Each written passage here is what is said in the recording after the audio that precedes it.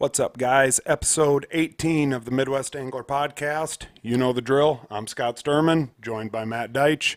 And Matt, how are the arms feeling after reeling in that catfish yesterday? Oh, man, they're still pretty sore. I don't think the reeling in part was as hard as holding that sucker up. I mean, That's we right. had to really get underneath of there and really grip that thing pretty good. It kind of reminded me of my college days, a few nights that I had. So, but we won't get into that. We won't get into that one.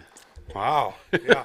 It's really amazing that we were both able to make it to work yesterday. Oh, I know. Went down south for a catfishing trip I- and made it back.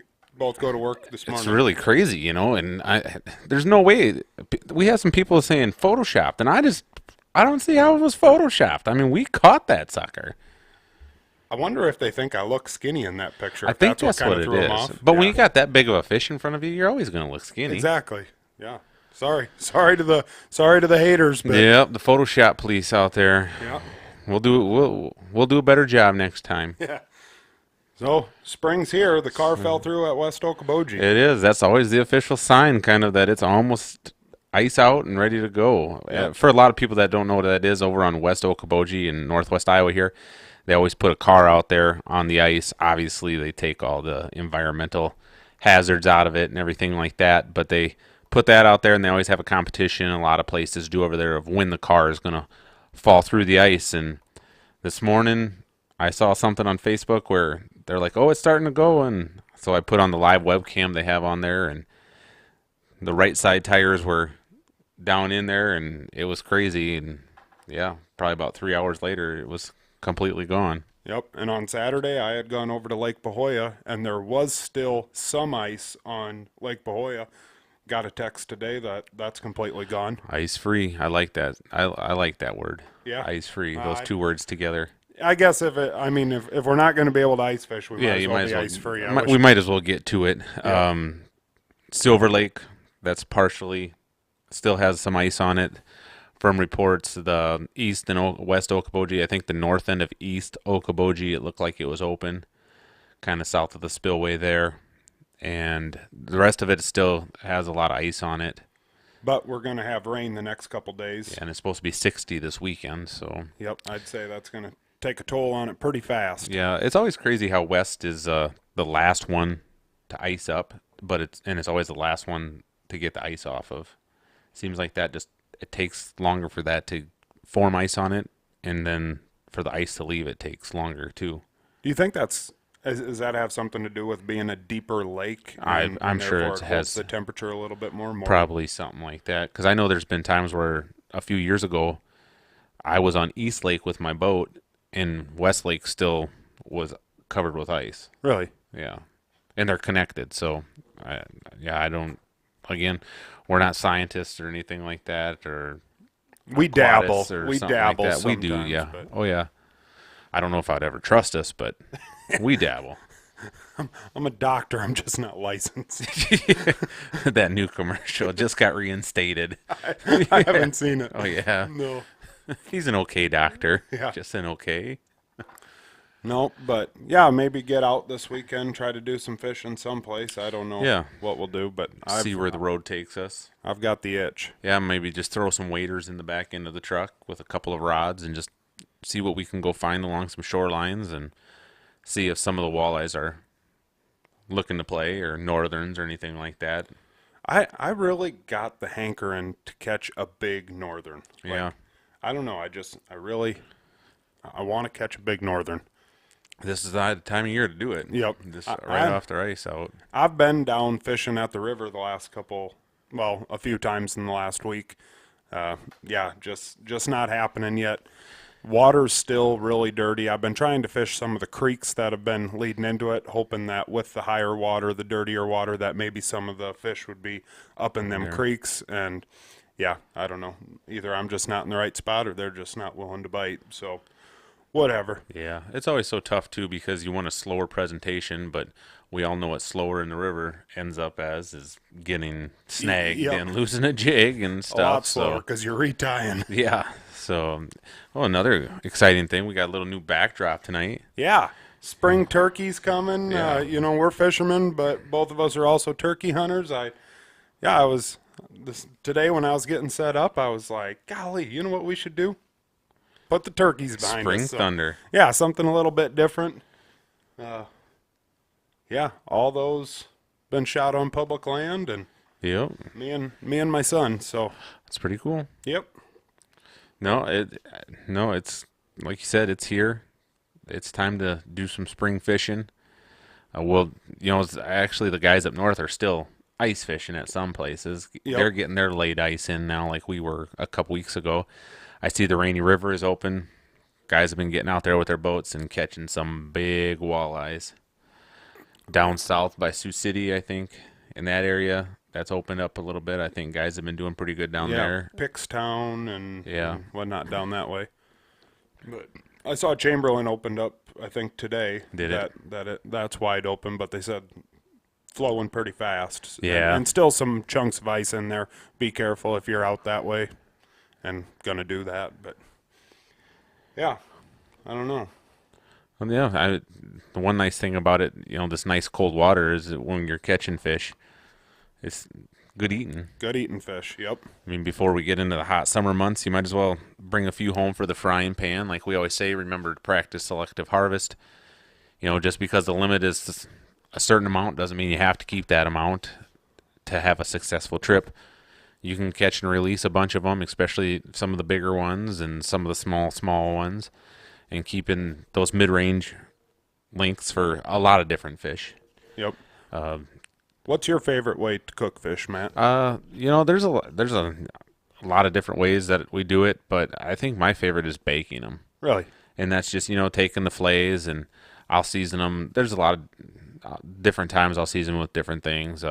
Anywhere from Lowry salts to like Cajun seasoning sometimes. Depends what we're going to do with them, and then put them in the oven for it doesn't take long. Yeah, right. I have baked fish before, and Yeah. I know it don't take long. Put at them all. on a sheet pan and, spray the pan down, or if you just put aluminum foil down, but it's a little bit easier to clean up. But doing like that, for fish tacos and things like along those lines, that's yeah. what we'll do it with, or we'll mix it. We'll put some on rice.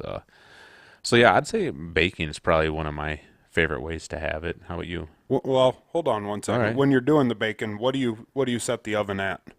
Usually around 375, 400, right in there. And under 10 minutes to do it, right? Yeah, it doesn't take long.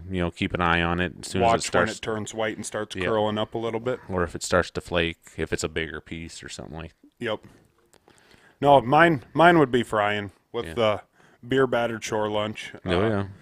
Yeah, I haven't ever been one that's really eaten a whole lot of fish. A lot of times I let most of my fish go, or when I do keep fish, I know a few guys in town that appreciate some fish fillets, so I end up knocking on their doors. But yeah, when we were, I recently bought a deep fat fryer. Not recently, but within the last year I bought a deep fat fryer.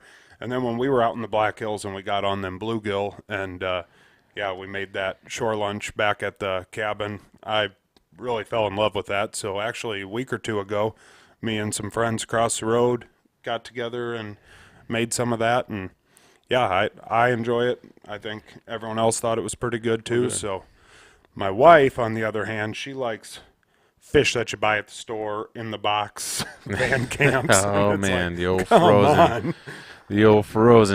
the old tilapia farm Yeah. fish. If people really knew what goes in, I stopped eating tilapia a few years ago. That is farm My dad raised. told me, he said that is I- not a good fish to be eaten. Don't be doing it. Well, just for the fact that I saw how those fish farms work and on a documentary, and it was just ooh, okay, maybe I don't want to eat these. Really? So I kind of stay away from that. You try to find the wild caught ones, but there again, who knows where it's going. That's why it's so nice to know I caught this fish. I cleaned this fish. I'm the only one that has touched this in the whole process going into my body. So Definitely. that always makes it nice. You want to know what another one that I'm excited to try, another type of breading I saw that just came out? What's that? You know those Dots pretzels? Dots pretzels. Yeah, that you can get Oh, at yep. convenience stores. I think Shields carries them. It's like you start eating one and you're just the whole bag is gone. You're just what happened to In them? a big bag. Yep. Yeah, And I they're, think really Junction good. 975 Yeah. carries those here in Rock Rapids. Now they're making their own breading. Really? Yeah. So my guess is just taking the pretzels and grinding them up finely, and So I'm kind of excited to try to find those and give that a shot this year. Now you do another kind of fried fish breading, your own. Yeah, a lot of times I'll just take like pancake mix, like Bisquick, and then I'll mix it with beer and mix it together till it's kind of a runny consistency so that it will just stick on the fillets, and then throw them in the fryer. That's a Grandpa Deitch special right there. So you can't go wrong there. And then when you pull them out of the fryer, put them on paper towel for a little bit and sprinkle them with a little salt right away. And Now, like, there's people that put cornflakes on their fish. Is that the same Joe thing? does that. You would do the same exact thing, Yeah. a regular fish batter, and then Yeah, well, you don't put the batter on them.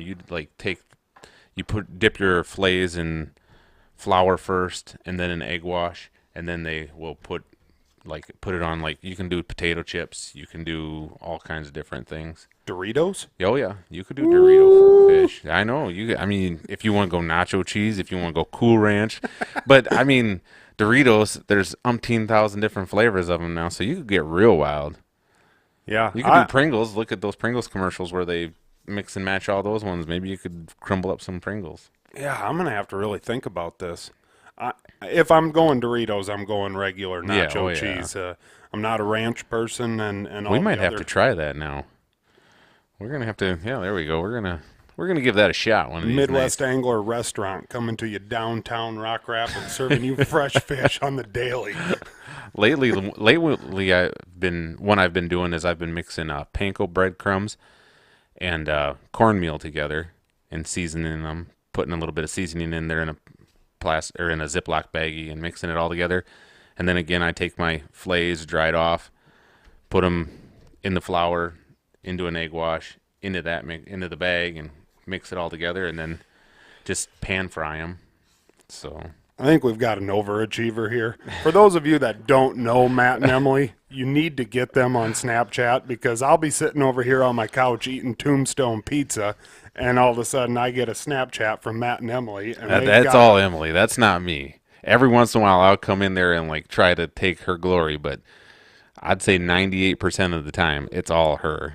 Well, when it comes with the fish and stuff, I usually am the one that makes the fish or the other wild game. But I mean, this stuff looks like stuff you see on TV. well, like I said, that's all her. She knows how to set up the presentation of it, take good pictures, and post it. And lately, what she's been doing on her Snapchat is putting the recipe along with it.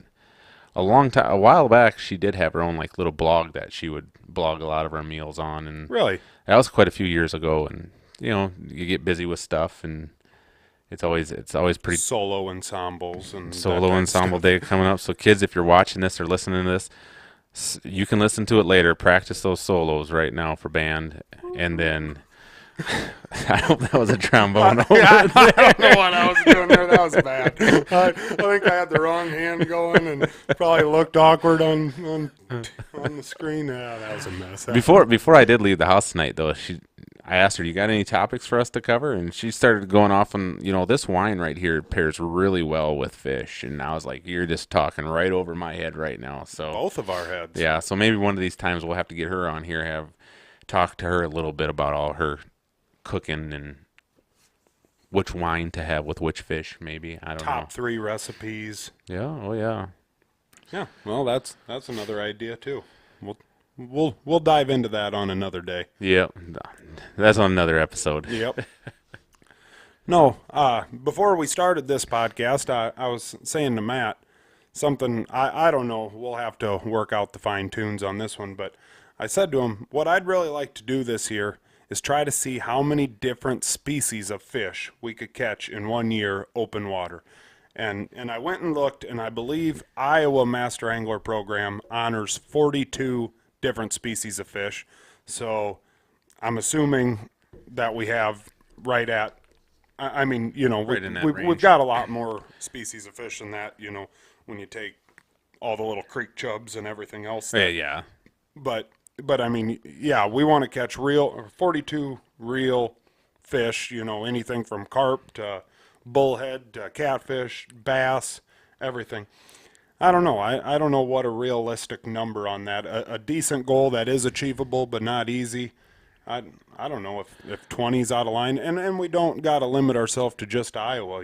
Iowa, That's South right. Dakota, Minnesota, Well, we just want to wherever. catch. We just want to catch different species of fish. Definitely, me and Matt have always said, we're not, we don't target just one type of fish. We got a lot of friends that strictly go after one type of fish, and that's not us. I mean, we had some of our best times last year down at the river catching carp. Oh yeah, that one night that we were down there, like I've said it.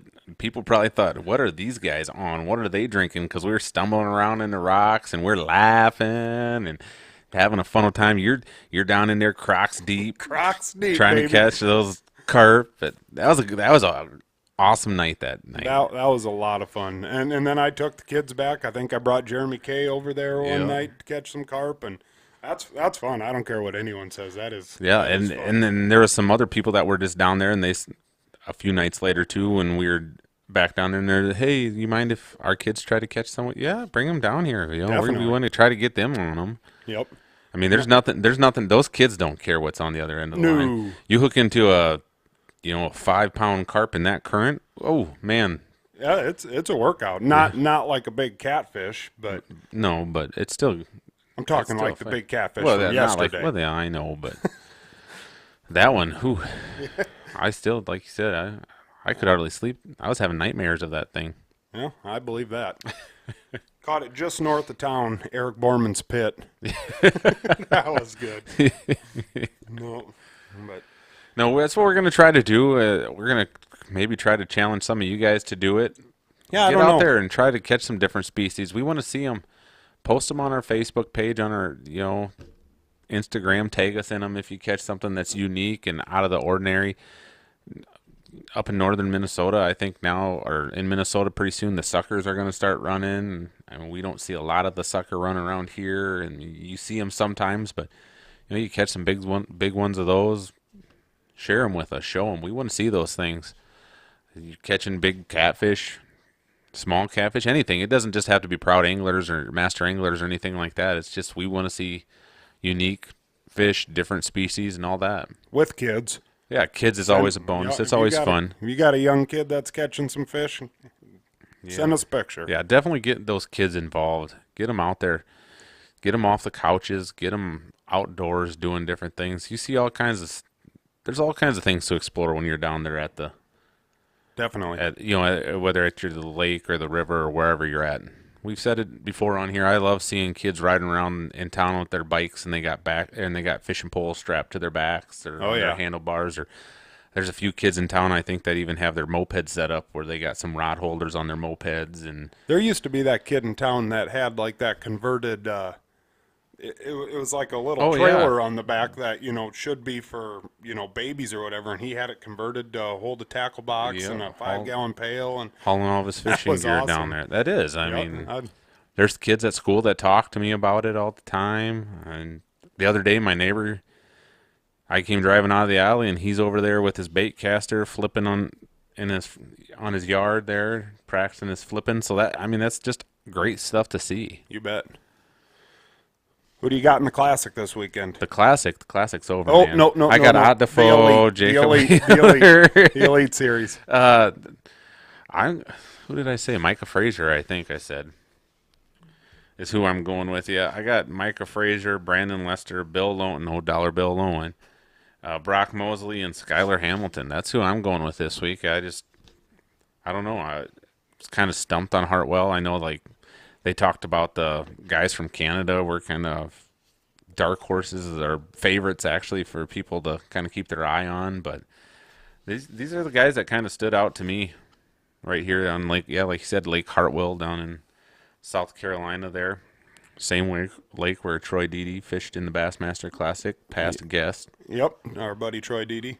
I got Zaldane, Brandon Lester, Hank Cherry, just because that's a killer cool name. Jeff Gustafson and Skylar Hamilton, so we're matching up on two of them. And Yeah, a couple of them the same. that's all right. We'll take first and second. As long as we beat Ramrod, that's good enough. And Yeah, I'm sure his guys will finish top 5. That's what he always tells us Yeah. is going to happen. yeah, he's slowly falling out of the ranks. Yeah, good.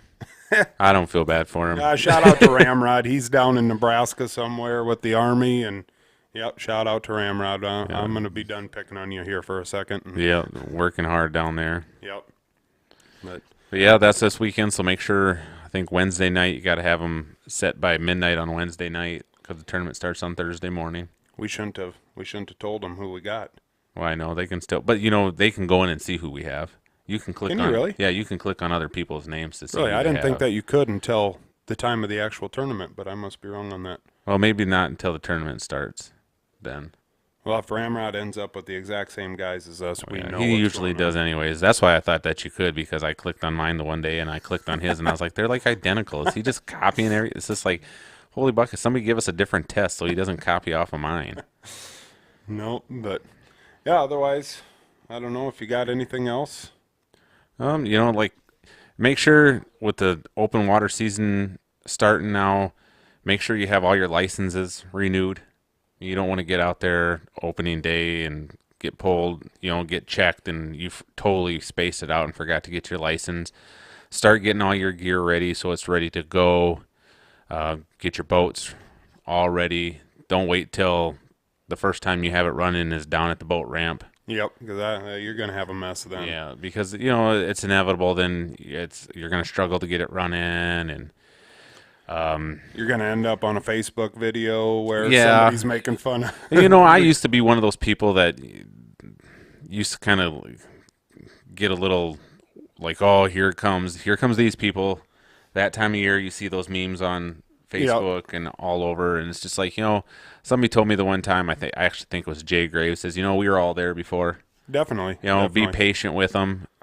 The backing up part of it, that's the one I don't get upset at. No. The only part I get upset at is when people pull up to the landing and then they start getting all their gear ready. Yep. It's just like, there's parking lots, there's different areas away from the ramp. Get all your stuff ready there. So all you have to do is get up there, back it down, unhook it, go out. And, it's a little tougher when you're by yourself. You see somebody by themselves, give them a break. Maybe get out there, help them out with stuff.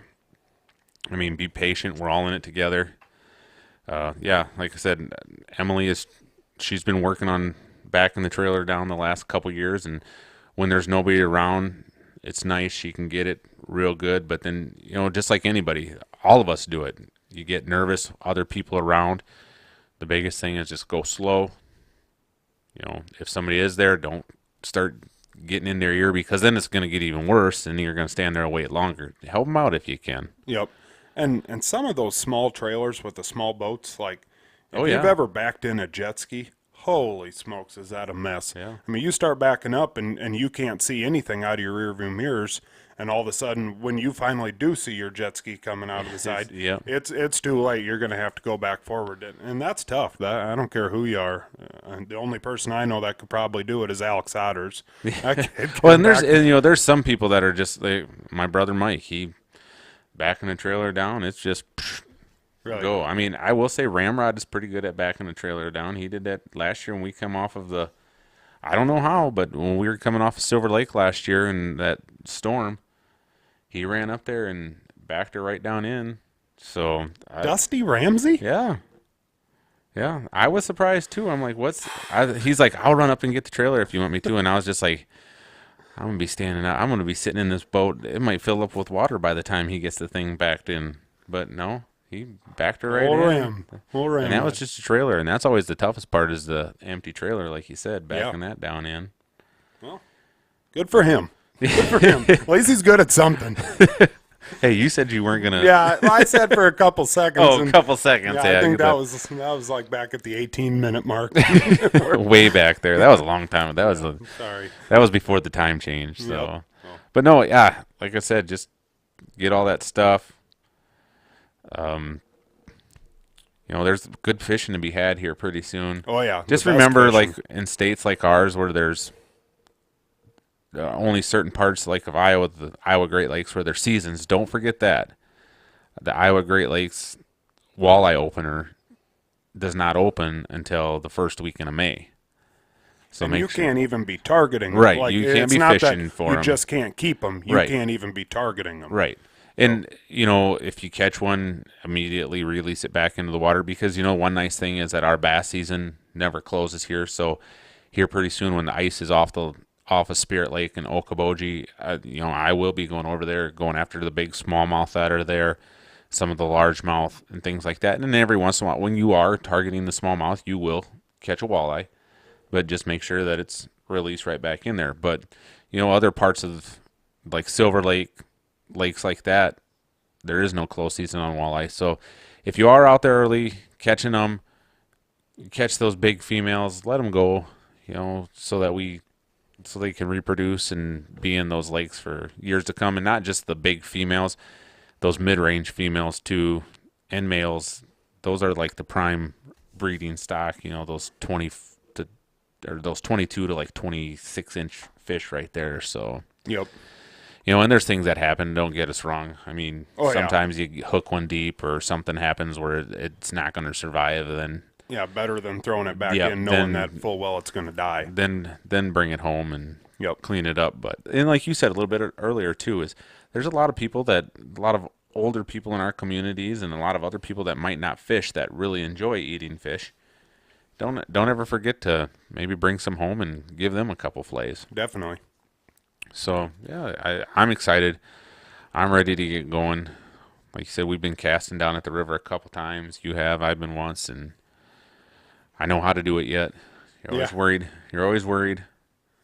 No, So- I need to feel it. I Yeah. need to actually catch one. I thought long and hard about going over to Pahoja today and just trying for a bass, trying for something. Yeah. I imagine a guy could get over there and jig for some bluegills and end up getting some, but I don't know. I want something a little bit bigger. So, I'm just waiting for that first thunk yep. on the old jig. Yep. And people always say, "How do you know? How do I know if I get a bite?" You'll know. You'll know. You'll know. Yeah.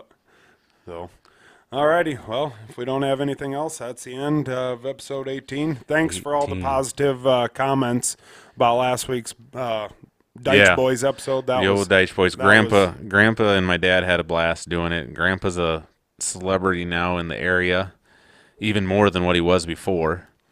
So he thought it was pretty cool. Everybody coming up and giving him all the comments and all the feedback about it, and we appreciate it for everything you guys are doing for us. We're just a couple of guys talking fishing behind a couple of mics, and Yep. it's always cool when people are giving us feedback. It doesn't matter if it's positive or negative feedback, or we like the positive feedback. We like all feedback. That's the only way we get better. If something isn't sounding right, if you want to hear something, let us know. I mean, Yep. we're not going to get mad. No. Whatever. So, alrighty. Well, then we'll see you next week.